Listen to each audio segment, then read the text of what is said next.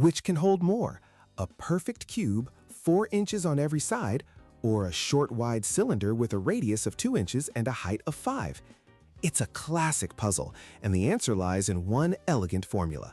The volume of any cylinder is found with the equation V equals pi times the radius squared times the height. Think of it like a stack of coins. The area of one coin is pi r squared. The height is just how tall that stack is. It's simply base area times height.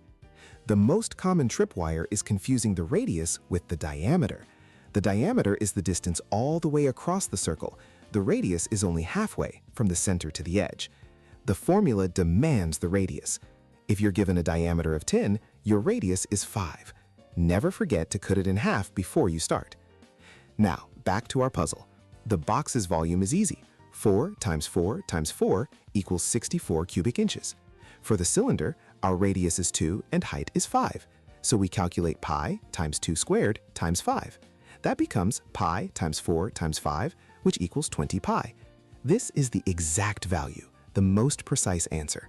Converting to a decimal, it's approximately 62.8. So the cube at 64 cubic inches just barely wins. This same logic applies to more complex shapes. A hollow pipe, for example, is just a large cylinder with the volume of a smaller inner cylinder removed. You calculate the volume of the solid material by finding the difference between the two. Ultimately, mastering cylinder volume is about applying one core idea.